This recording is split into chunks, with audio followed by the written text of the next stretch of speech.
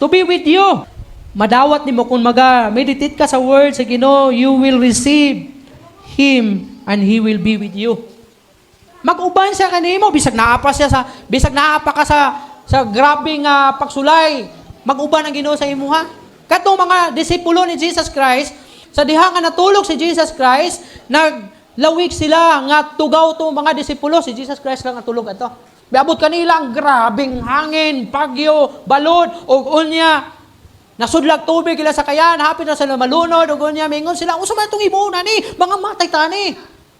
Nataranta sila. And then nakahuna-una si Pedro, "Pukaw na to atong magtutudlo." Di pukaw nila nga magtutudlo. Tabangi mi, kay basig mga lunod tani ni, mga matay tani ni. Bangon si Jesus Christ ug ingon niya. Gistoryahan lang niya ang hangin ug ang tubig siya, hunong. Ni hunong. Ingon si Pedro, nagstoryahan na sila ang mga disipulo. Kinsa man ang tao? Kinsa man gining tawhana nga bisan ang hangin ug ang tubig maminaw man saya.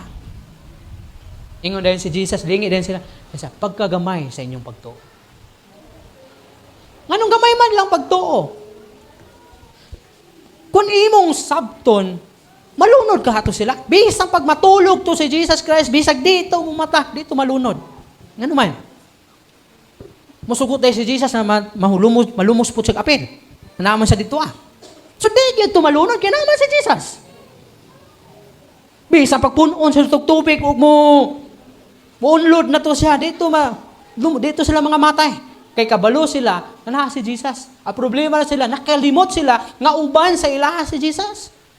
Usahay inanak ta, Kristohanong ta, mga alagad sa Ginoo, dasig ka ita pag-abot sa mga hayahay na ito nga kinabuhi, pero pag-abot sa mga pagsulay, mataranta na ta.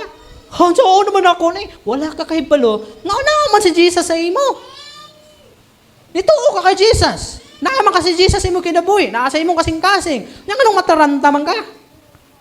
Inana ito problema. Natay sakit sa mga disipulo. Bisag kabalutan nga naa si Jesus sa ato